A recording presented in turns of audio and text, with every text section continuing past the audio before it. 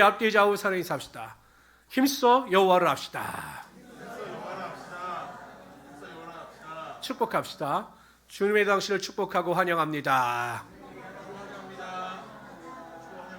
우리를 축복합시다. 나는 정말로 귀하고 소중한 존재입니다. 나는 정말로 행복한 사람입니다. 믿으시길 바랍니다. 저는 오늘 읽었던 베드로전서 1장 3절에서 7절까지 말씀을 가지고 하나님을 찬송하리로다, 이와 같은 제목으로 하나님의 말씀을 증거하도록 하겠습니다. 미국 뉴욕주에 있는 브루클린 시에 가면 이 성막교회가 있습니다. 타버나클 처치라고 하는데 여기 담임 목사님이 짐 신발라 목사님이십니다. 그런데 원래 브루클린 지역이 굉장히 낙후된 지역입니다. 마약 중독자, 알코올 중독자, 또한 창기들이 많은 지역이었습니다. 그래서 이 짐 신발라 목사님이 목회 초기에 그들에게 가서 아무리 복음을 증거해도 그들이 교회에 나오지 않을 뿐만 아니라 또한 그들이 교회에 나왔어도 전혀 변화가 없었습니다. 그래서 목사님이 굉장히 답답하셨죠. 그러다가 어느 날 결단을 내리십니다. 하나님께서 주시는 음성을 쫓아 교회 안에서 찬양대를 조직하고 찬양을 많이 부르는 교회 모습으로 바꿨습니다. 그래서 놀라운 일이 벌어집니다. 찬양을 부르고 찬양할 때마다 회심하지 않을 것 같던 그 사람들이 회심하고 은혜를 받아서 전혀 다른 사람으로 변화가 되는 것입니다. 저는 지금 같은 경우에는 약 500명 정도가 성가대가 설정으로 찬양의 능력이 흘러넘칠 뿐만 아니라 미국 내에서 굉장히 빠른 속도로 부흥하는 교회로 총명받고 있습니다. 여러분 보세요. 전심으로 하나님을 찬양할 때, 하나님의 찬양이 교회 안에 흘러넘칠 때 하나님께서 그 교회를 통해서 변하지 않을 것 같았던 사람들을 변화시켜 주시고 하나님의 은혜와 능력이 그 교회 가운데 임하게 하여 주셨던 것입니다. 이 베드로 전서는 보통 소망의 서신서, 경외의 서신서라고 합니다. 왜냐하면 그 당시에 소아시아 교회, 그 1절에 보면 본도, 갈라디아, 갑바도기아, 아시아, 비두기아, 여기에 흩어져 있는 나그네들, 이 성도들은 지금의 터키 지역에 있는 소아시아 교회들은 엄청난 핍박을 당하고 있었습니다. 그러니까 예수를 믿음으로 당하는 핍박으로 인하여 성도들이 낙심하고 절망할 수밖에 없었죠. 바로 그들을 향해서 고난당하는 자들을 향해서 사도 베드로가 위로하고 격려하기 위하여 쓴 서신서가 이 베드로 전서입니다. 그래서 보통 베드로 전서를 소망의 서신서, 격려의 서신서라고 합니다. 그러니까 여러분, 우리가 구약에서 고난이라고 하는 주제를 다루고 있는 성경이 욥기라고 한다면 신약에서 고난을 다루고 있는 성경은 바로 이 베드로 전서가 되는 것입니다. 근데 사도 베드로는요, 1장을 시작하시면서 은혜와 평강이 너에게 있을지어다 이렇게 선포합니다. 그리고 나서 그들을 위로하고 격려하는 것이 아니라 하나님을 찬송하라 이렇게 선포합니다. 그리고 왜 하나님을 찬송해야 하는 그 이유에 대해서 오늘 저와 여러분이 읽은 본문에서 설명을 하고 있다는 것이죠. 사도 베드로도 알았던 것입니다. 그들이 당하는 고난과 핍박 가운데 진정 설 수 있고 승리할 수 있는 방법은 인간적인 방법이나 계산이 아니라 하나님을 찬송할 때 나타나는 능력을 통해서 그들이 그 고난과 핍박을 능히 이길 수 있다라고 사도 베드로는 선포하고 있는 것입니다. 그래서 저는 오늘 시간 왜 우리가 하나님을 찬양해야 하는가, 그리고 우리가 하나님을 찬양할 때 어떠한 은혜와 능력이 나타나는가에 대하여 살펴보려 함께 은혜를 나누고자 합니다. 첫 번째로 우리가 하나님을 찬양해야 하는 이유는 하나님께서 우리에게 산 소망을 주셨기 때문입니다. 우리 3절 4절 한번 다 같이 읽어봅시다. 3절 4절 있습니다. 시작. 우리 주 예수 그리스도의 아버지 하나님을 찬송하리로다. 그의 많으신 긍휼대로 예수 그리스도를 죽은 자 가운데서 부활하게 하심으로 말미암아 우리를 거듭나게 하사 산 소망이 있게 하시며, 4절이요. 시작. 썩지 않고 더럽지 않고 쇠하지 아니하는 유업을 있게 하시나니 곧 너희를 위하여 하늘에 간직하신 것이라. 우리 3절을 다시 한번 봅시다. 3절에 보면 소망인데 그냥 소망이 아니라 어떤 소망입니까? 살아있는 소망이라는 것입니다. 이 살아있는 소망이라고 하는 것은 환경이나 사람에 의하여 영향을 받지 않은 절대적인 소망을 말씀하고 있는 것입니다. 인간이 가지는 소망에는 두 가지 종류의 소망이 있습니다. 첫째는 인간 스스로 가지는 소망이에요. 코로나19로 인해서 여러분 지금 이 교회 주변에 보면 많은 가게들이 폐업을 합니다. 근데 참 아이러니한 것은 폐업한 그 자리에 또 새로운 가게가 창업을 한다는 것입니다. 그런데 한번 생각해 보세요. 새로운 가게를 창업하는 사람들이 가게를 창업하면서 전에 하던 사람들이 폐업되었으니까 내 가게도 언젠가는 폐업이 될 거야. 이런 생각을 가지고 하겠습니까? 아니면 아무리 다른 가게가 폐업이 된다 할지라도 내가 열심히 하면 내 가게는 장사가 잘 될 거야. 이런 생각을 가지고 하겠습니까? 후자 아니겠어요? 아무리 환경이 어려워도 그래도 내 가게는 잘 될 것이다라고 하는 소망이 있기 때문에 새로운 창업을 하는 것이고 그래서 열심히 살아가는 것입니다. 이것이 인간이 가지는 소망이에요. 인간이 가지는 소망, 인간이 가지는 꿈, 인간이 가지고 있는 비전이 있기 때문에 그러한 가치를 쫓아 우리가 미래를 기대하면서 살아가게 된다는 것입니다. 제가 요즘에 가끔 일이 있어서 대학병원에 자주 갑니다. 암병동에 자주 가요. 전 정말 우리나라에 왜 이렇게 암 환자가 많은가. 근데 여러분 그 암병동에 가서도요. 암에 걸린 사람들의 표정을 보면 그래서 사람들이 소망이 있어요. 막 절망하지 않아요. 왜? 그래도 병이 나을 수 있다. 내가 열심히 하면 나을 수 있다는 소망이 있기 때문에 그 얼굴에 소망의 빛이 있다는 것입니다. 이게 인간이 가질 수 있는 소망의 가치입니다. 그런데 안타까운 것은 아무리 인간이 스스로 소망을 가지고 노력한다 할지라도 인간이 가지는 소망은 어떤 한계 상황에 딱 부딪혔을 때 결국 그 소망의 줄을 놓고 절망하여 영원한 나락으로 빠지고 만다라는 것이죠. 그래서 우리나라 굴지의 기업을 이끌어가는 그 대기업 사장들이 막 절망 가운데 빠져가지고 막 자살을 하고 생을 포기하는 일들이 얼마나 많이 있습니까? 얼마나 의지가 강한 사람들입니까? 막 꿈이 있던 사람들입니다. 근데 그 소망이 일시에 무너지니까 인생을 포기하고 많은 그러한 일이 나타나고 있다는 것입니다. 이처럼 인간이 가지는 소망에는 한계가 있습니다. 두 번째는요. 우리가 가지는 소망이 아니라 우리 스스로 가지는 소망이 아니라 하나님께로부터 오는 소망이 있다는 것입니다. 이것은 우리가 하나님을 믿을 때 하나님께서 우리에게 소망을 부어주심으로 그 소망 가운데 세상을 살아갈 수 있게 된다는 것이죠. 대표적인 것이 오늘 본문에 말씀하고 있는 산소망입니다. 언제나 소망이 살아있어요. 사망의 음침한 골짜기로 다닐지라도 해를 두려워하지 않는 소망. 그래서 그 소망을 가지고 인내하며 이 세상을 살아갈 수 있게 된다는 것입니다. 네로 황제가 새로운 궁전을 짓기 위해서 로마 시내에 방화를 합니다. 가장 사람들이 어려운 사람들이 모여 사는 지역에 방화를 합니다. 그러니까 여러분 민심이 흉흉해지죠. 그래서 모든 화살이 네로에게 쏠립니다. 그때 네로가 선택한 것이 무엇이냐면 이 모든 화살을 기독교인들에게 돌리는 것이었습니다.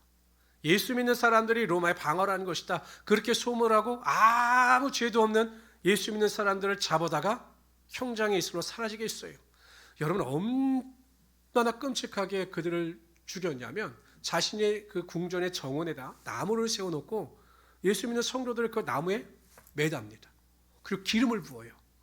여러분 사람의 뭐에 기름을 붓고 불을 지르면 얼마나 그 불이 잘 타오릅니까? 그렇게 해서 수많은 기독교인들을 죽였습니다. 근데 여러분 네로가 충격을 받은 일이 있어요. 오히려 그 기독교인들을 살해하면서 더 분노가 치밀었습니다. 그 이유는 무엇이냐? 보통 사람이 죽음에 직면하게 되면 자신의 목숨을 살려달라고 구걸하는데 예수 믿는 사람들은 오히려 하나님을 찬양하고 하나님께 영광을 돌리며 기뻐하면서 순교를 하더라는 것입니다. 네로가 너무 화가 났습니다. 그래서 더 많은 기독교인들을 핍박하고 더 많은 예수 믿는 사람들을 잡아 죽였습니다. 어떻게 생각하세요? 아무 죄가 없어요. 그 당시에 로마 시민들은 예수 믿은 죄밖에 없습니다. 그런데 순교의 현장에 끌려나와 죽임을 당하여 했습니다. 가장이 죽임을 당함으로 가정이 무너지기도 하고요. 온 가족이 다 순교를 당함으로 그 고난 가운데 살아가야만 했습니다. 그러나 어느 한 사람 원망하고 불평하지 아니하고 형장의 이슬로 사라져가면서 짐승의 밥이 되면서 하나님을 찬양하고 하나님께 영광을 돌렸습니다.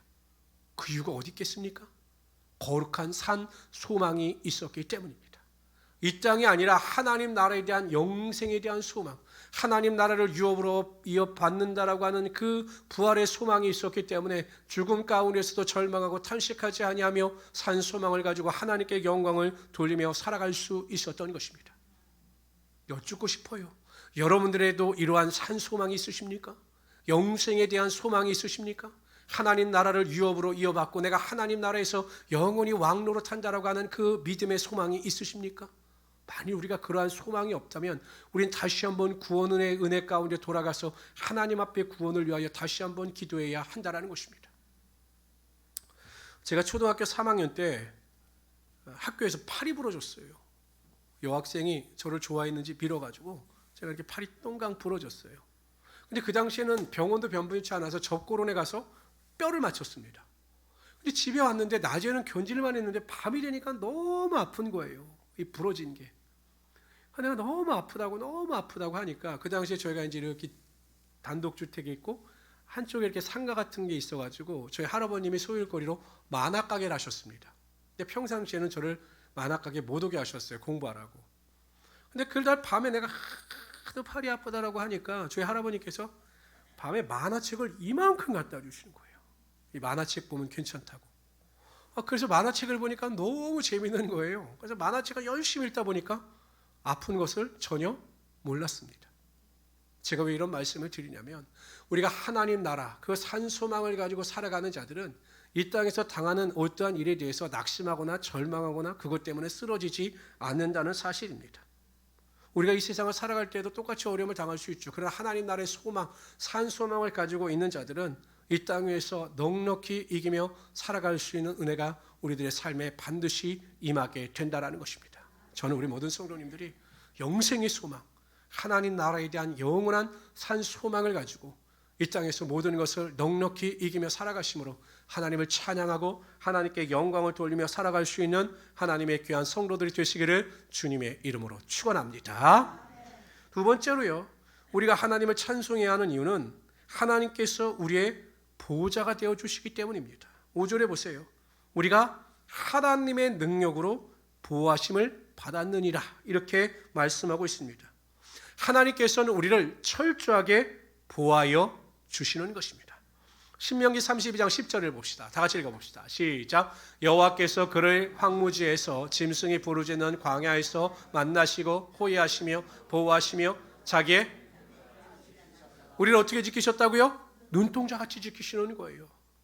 하나님께서 우리를 당신의 눈동자와 같이 지키셔요. 어떻게 여러분 눈을 우리가 분리시킬 수 있습니까? 없어요. 항상 우리 신체의 일부로 붙어 있는 것입니다. 하나님께서 우리를 보호하실 때 눈동자와 같이 우리를 보호하고 계시다는 사실입니다. 뿐만 아니라 이사야서 49장 16절 읽어봅시다. 시작. 내가 너를 내 손바닥에 새겼고 너희 성벽이 항상 내 앞에 있나니. 하나님께서 우리를 어디에 새기셨습니까? 손바닥에 새기셨다라는 것이에요. 뿐만 아니라 요한일서 5장 18절을 읽어봅시다. 시작. 하나님께로부터 나신 자가 그를 지키심에 악한 자가 그를 만지지도 못하느니라. 세상에 어떠한 악한 자도 우리를 만지지도 못하신다는 것입니다. 왜냐하면 하나님께로부터 나신 자 예수 그리스도께서 우리를 지키고 보호하시기 때문에 세상에 어떠한 악한 자도 우리를 만지지도 못한다는 것입니다. 성경을 보세요, 여러분. 우리가 다른 것을 찾아갈 필요 없어요. 성경에 보면 하나님께서 항상 하나님을 온전히 믿는 자들과 함께하여 주셔서 그들 가운데 보호하심의 능력이 나타나게 해주시는 이야기가 무수히 많습니다.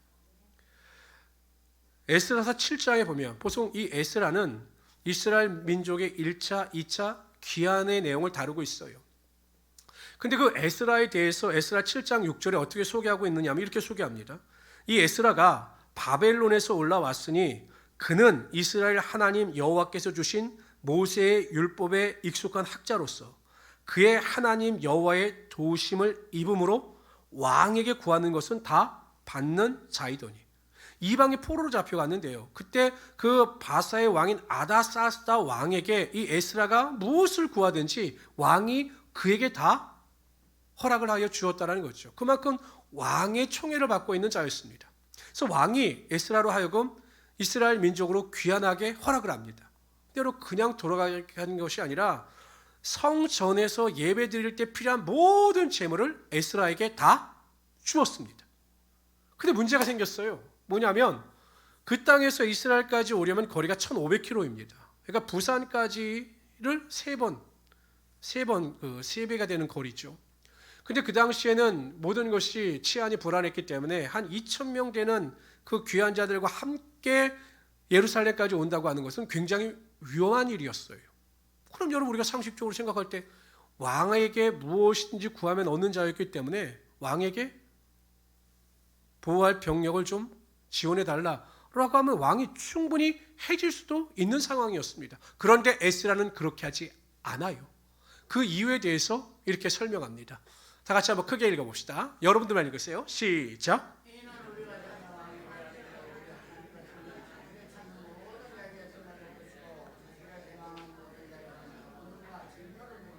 그러니까 하나님이 어떠한 분이신가에 대해서 이 아다사스다 왕에게 에스라가 매일 간증한 겁니다. 하나님은요 모든 자에게 선을 베푸시는 하나님이 되십니다. 하나님을 찾는 자들에게 능력을 베푸시는 하나님이 되셔요. 저는 그러한 하나님을 믿습니다. 왕이셔. 매일 이렇게 간증한 겁니다. 그렇게 간증하다 보니 이 에스라가 왕에게 부탁을 할 수가 없는 거예요. 다 같이 읽어봅시다. 시작. 길에서 적군을 막고 우리를 도울 보병과 마병을 왕에게 구하기를 부끄러워하여 씀이라. 이율배반이죠. 아니 하나님께 대하여 그렇게 간증을 하고 하나님의 능력에 대해서 선포하고 나서는 그 험한 길을 가는 그것이 두려워서 왕에게 도움을 요청한다면 내가 왕에게 말한 모든 것을 부정하는 일이기 때문에 부끄러워서 그렇게 못하겠다는 것이에요. 저는 이 본문을 보면서 우리에게도 이런 부끄러움이 있어야 되지 않는가. 정말 내가 예수를 믿는다고 하면서 하나님을 섬긴다고 하면서 다른 사람들의 눈에 이율배반적인 모습이 나타나지 않도록 최선을 다해야 하지 않는가. 교회 다닌다고 예배를 드린다고 하나님을 찬양한다고 하나님께 영광을 돌린다고 전지전능하신 하나님을 믿는다고 매일 말을 하고 그렇게 간증을 하고 돌아다니면서도 문제를 만나기만 하면 넘어지고 쓰러지고 우울해서 뒤로 물러가면 이게 얼마나 부끄러운 일이라는 것입니다. 사람이 부끄러움을 알아야 사람인 것이에요. 성도도 믿음 안에서 부끄러운 걸 알아야 성도다운 삶을 살아가게 된다는 것입니다. 저는 그래서 남성들에게 그런 말을 많이 하고 싶어요. 정말 남편들은 아내나 자식들에게 부끄럽지 않은 삶을 살아가시길 바랍니다. 존중과 존경을 받을 수 있는 삶을 살아가기를 바랍니다. 어찌하든지 간에 여러분, 이 에스라가 왕에게 도움을 구하지 않아요. 그리고 돌아갈 자들을 아하와 강가에 모이게 한 다음에 하나님 앞에 금식하면서 기도합니다. 하나님 우리를 도와주십시오. 우리를 보호하여 주십시오. 라고 기도했을 때 하나님께서 그 1500km 거리 동안 그들의 보호자가 되어 주셔서 그들을 안전하게 이스라엘 땅으로 인도하여 주셨다는 것입니다. 성도 여러분, 하나님은 어제나 오늘이나 영원토록 동일하신 하나님이 되셔요. 이 에스라와 함께 하셨던 하나님, 보호자가 되어 주셨던 하나님은 반드시 여러분들과 함께 하여 주셔서 여러분들의 보호자가 되게 하여 주시는 것입니다. 그래서 무슨 일이든지 자꾸 사람을 바라보지 마시고 사람을 의지하지 마시고 환경 바라보지 마시고 하나님께서 나의 보호자가 되심을 믿고 항상 그 은혜 가운데 믿음을 가지고 승리하며 살아갈 수 있는 우리 성도들이 되시기를 주님의 이름으로 축원합니다. 자식을 키우다 보면 하나님의 마음을 정말로 많이 알아갑니다. 보호자라고 하는 의미도 마찬가지예요. 제가 자녀를 키워보니까 제가 두 자녀의 보호자 아닙니까? 제 딸과 제 아들의 보호자가 아니겠어요? 그럼 항상 부모로서 가지는 마음이 있습니다.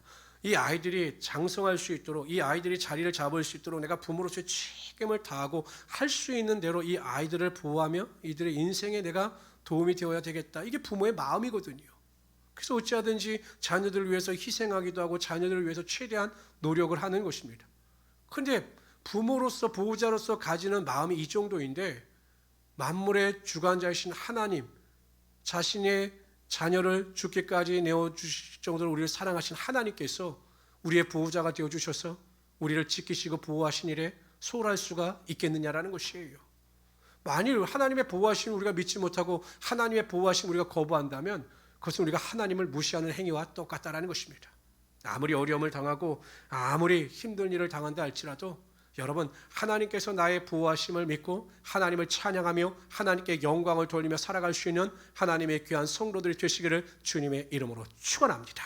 그럴 때 하나님께서 여러분들을 더욱더 크게 또한 안전하게 보호하여 주셔서 이 세상 가운데 넉넉히 이기며 살아갈 수 있도록 허락하여 주실 것입니다.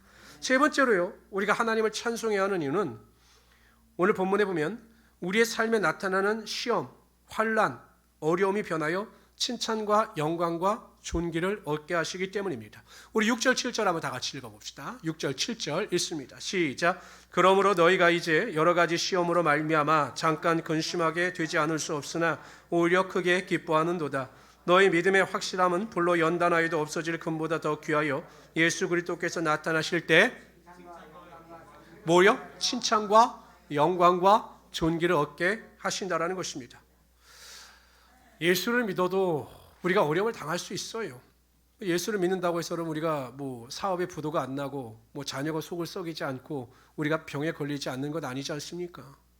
우리가 예수를 잘 믿어도 여전히 병에 걸리기도 하고 예수를 잘 믿어도 고난과 환난을 당하기도 하는 것입니다. 뭐 예수 믿는다고 다 부자로 사는 것도 아닙니다. 근데 우리가 감사한 것은 우리가 시련과 환난과 고난을 당할 때 절대 우리는 결코 혼자가 아니라는 것이에요. 하나님께서 우리의 보호자가 되어주셔서 이 시련과 고난과 환난이 변하여 축복과 존귀와 영광이 되는 능력이 반드시 우리의 삶 가운데 나타나게 하여 주신다는 거죠.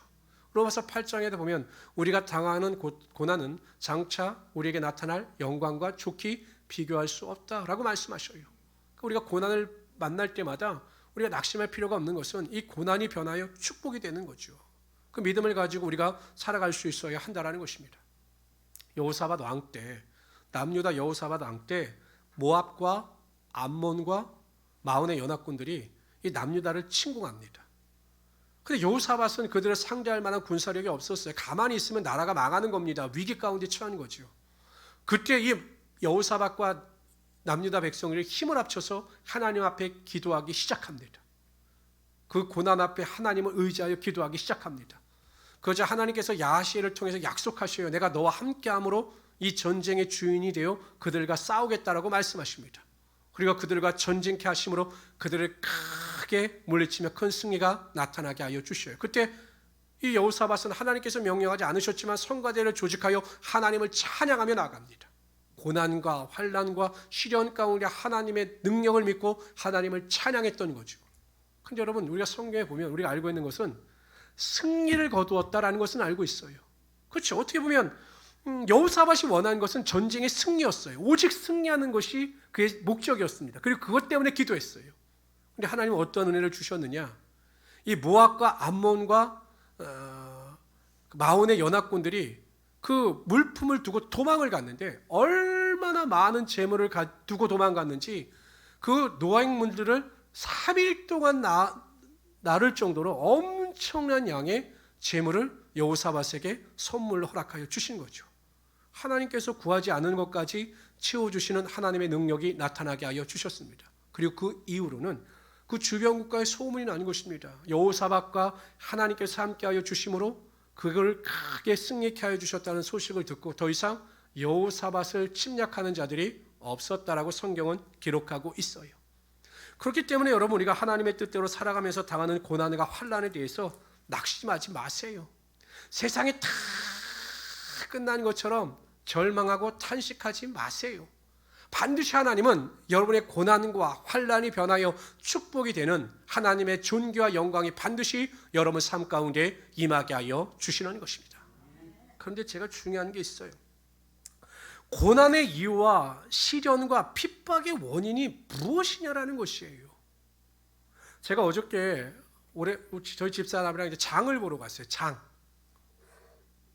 그런데 이제 저기 앞에 어린 아이와 엄마와 아이가 장을 보러 오는 거예요. 그때 한 3살 됐나? 4살 됐나? 이제 막 뛸 줄 아는 아이가 막 달려가더니 꽝! 하고 넘어진 거예요. 그러니까 엄마가 뭐라고 그러냐면 그거 봐. 엄마가 뛰지 말라고 그랬잖아. 뛰면 넘어진다고 그랬잖아. 왜 뛰었어? 그러니까 이 아이가 벌떡 일어나면서 뭐라고 하는지 아세요? 아버지가 왜 밀어가지고 나 넘어졌다고. 아버지하고는 여러분 5m 거리도 떨어져 있는데 자기가 넘어졌고는 아버지가 밀어서 넘어졌다는 거예요. 우리 신앙도 마찬가지예요. 제가 성도들을 가만히 이렇게 보면 정말 무슨 일이든지 아무리 사소한 일이라든지 하나님께 기도하고 믿음으로 구하고 능력 구하고 지혜를 구하면 하나님께서 잘 선택할 수 있고 바른 길, 옳은 길을 걸어갈 수 있는 은혜와 능력을 반드시 허락하여 주셔요. 근데 이게 없다라는 거죠. 제가 아는 목사님 한 분이 하여튼 그 지역이 재건축이 되고 어쩌고 그래서 고민을 많이 하셨어요. 아파트를 들어가야 되나 말아야 되나. 저는 한 가지만 말씀드렸어요. 교회하고 가까운 곳에 집을 얻는 것이 하나님의 뜻이니까 그렇게 하십시오. 왜냐하면 그 재건축되는 아파트하고 교회하고 가까워요. 그럼 여러분 성전하고 교회하고 가까워서 왔다 갔다 하는 것이 이게 당연히 하나님 뜻 아니겠어요? 뭐 돈의 큰 유익을 쫓아서가 아니라 어찌하든지 성전 가까이 집을 얻는 것이 하나님 보시기에 복입니다. 그렇게 하십시오라고 제가 말씀을 드렸습니다. 다른 목사님들 다 말씀을 드렸어요. 근데 핑계가 많으셔요. 뭐 아파트에 못 산다. 뭐 그래갖고 엉뚱한 곳에 집을 사셨어요. 임대업하신다고. 근데 뭐 지금 말씀드리니까 뭐 주차난 때문에 고통당하고 막 난리가 나서. 근데 그 아파트 값은 뭐 어마어마하게 떠버리는 거죠. 정말 많은 목사님들이 권면하고 지혜를 가운데 이야기하고 성전 중심으로 살아갈 것을 권면할 때 아멘하고 했으면 지금 후회하지 않으시겠죠? 지금 후회하셔요. 근데 대부분 우리의 삶의 모습이 이렇다라는 것입니다. 내 방식대로 나의 삶의 고집대로 결정하고 선택해서 잘못된 길을 걸어가고 있음에도 불구하고 이 모든 핑계를 다 하나님께 둔다라는 거예요. 제가 목회를 하다 보니까 많은 성도들이 당하는 고난과 환난의 이유는 나로부터 비롯되는 것이지 하나님으로부터 당하는 고난과 환난은 믿음의 연단의 시련은 별로 없다라는 것입니다. 야고보서는 분명히 말씀하십니다. 지혜가 부족하거든 후히 주시고 꾸짖지 아니하시는 하나님께 구하라. 그러면 너에게 주시리라. 여러분, 엘리사가 엘리야에게 갑절의 영감을 요구합니다. 나에게 갑절의 능력, 장자의 축복을 주십시오 라고 간구할 때 하나님께서 엘리사에게 갑절의 영감의 능력을 허락하여 주셨습니다. 제일 현명한 사람은 고난과 환난을 피해가는 거예요.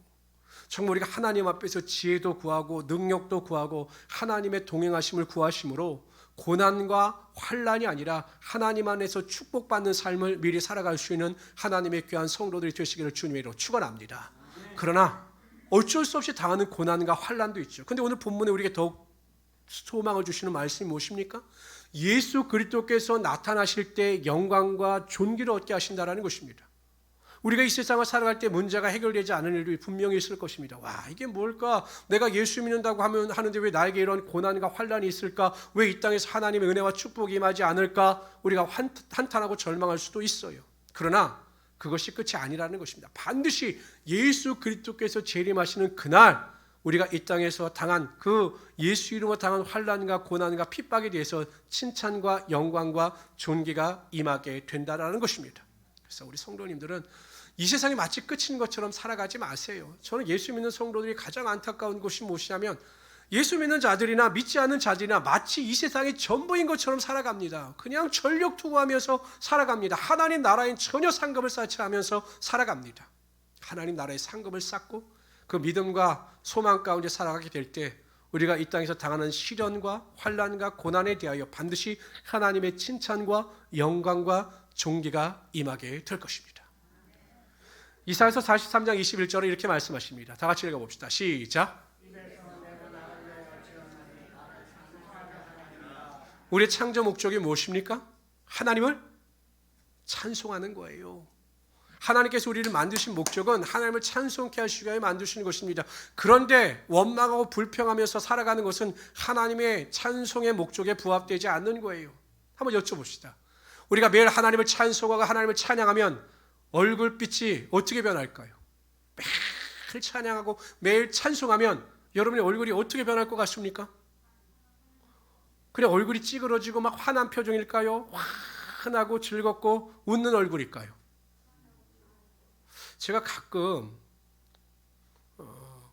우리 성도들의 나이를 잊어버려요.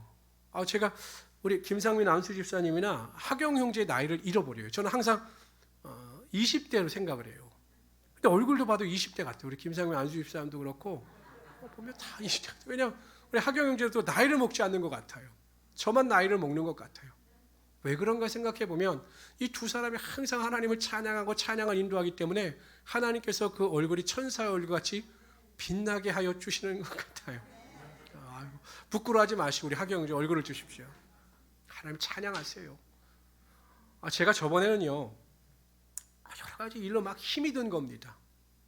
그래서 한번 제가 실험을 해봤어요. 오늘은 내가 하나님께 감사하지 말고 한번 원망 불평을 한번 반나절만 해보자. 한번 결심을 하고 한번 해봤어요. 그래서 아이 짜증나, 아이 화가 나, 막 이랬더니요. 정말 2시간 그랬더니 삶이 완전 지옥으로 변하는 거예요. 힘도 쭉 빠지고 정말 입술에서 원망 불평이 끊이지 않더라고요. 왜 나만 이런 일을 당하지? 나만 왜 힘든 일을 당하지? 왜 나에게 이런 일이 발생하지? 이거밖에 안 되는 거예요. 제가 원래대로 돌아갔죠. 기도하는 걸로 잘 될 것을 믿습니다. 하나님의 뜻이 있으면 믿습니다. 금세 마음이 천국으로 바뀌는 겁니다. 하나님을 찬양하고 하나님께 영광을 돌릴 수 있게 되더라는 것이죠. 신앙은 때로는 훈련이 필요합니다. 우리의 의지대로 되지 않는다 할지라도 노력하는 거예요. 찬송하는 겁니다. 하나님을 매일 찬송하고 어떠한 환경 가운데 있더라도 하나님께 영광을 돌리는 것입니다. 감사하는 것입니다. 그럴 때 우리의 삶에 하나님의 놀라운 표적과 기사와 능력이 나타나게 되는 것이죠. 첫째, 하나님 우리에게 영원한 산소망을 주셨습니다. 영생의 소망이고 하나님 나라를 유업으로 받는 소망입니다. 이러한 소망이 여러분 삶 가운데 흘러넘치시기를 바랍니다. 그래서 우리가 하나님께 감사함으로 하나님을 찬양할 수 있는 우리 성도들이 되시기를 주님의 이름으로 축원합니다. 두 번째, 하나님은 우리의 영원한 보호자가 되어주셔요. 지금도 여러분들과 함께 하시며 여러분 인생길을 이끌어가고 계십니다. 그래서 감사함으로 하나님을 찬양하십시오. 그러면 더 놀라운 일과 능력이 여러분 삶 가운데 반드시 임하게 하여 주실 것입니다. 하나님을 찬양하십시오. 정말 힘들고 아무리 어려워도 마음이 우울해도 우리가 하나님을 찬양하기로 결단하고 기도할 때 우리의 시련과 우리의 모든 시험과 어려움이 변하여 칭찬과 영광과 존귀로 변하는 하나님의 역사가 나타나게 될 것입니다. 그래서 우리 모든 성도님들은 항상 여러분의 삶 가운데 찬양으로 넘치심으로 하나님의 영광을 구하며 살아가시는 하나님의 귀한 성도들이 되시기를 주님의 이름으로 축원합니다. 기도합시다. 주시 하나님 정말로 감사합니다. 언제나 하나님께서 우리를 사랑하여 주심으로 하나님의 은혜 가운데 불러주시고 하나님께만 영광과 찬양과 존귀를 돌리며 나가게 하심을 감사합니다. 하나님, 우리 모든 성도님들이 찬양하는 자들이 되게 하여 주시옵소서. 어떠한 상황 가운데 있다 할지라도 어떠한 환경 가운데 있다 할지라도 원망과 불평이 아니라 하나님만을 찬양케 하여 주시옵소서. 우리에게 산소망을 주신 하나님, 우리에게 보호자가 되어주신 하나님, 시련과 환난과 어려움이 변하여 축복과 영광과 존귀로 채워주시는 그 하나님만을 찬양하며 하나님의 기쁨과 영광이 되게 하여 주시옵소서. 오늘 함께 하심을 감사하며 예수님의 이름으로 기도드리옵나이다. 아멘.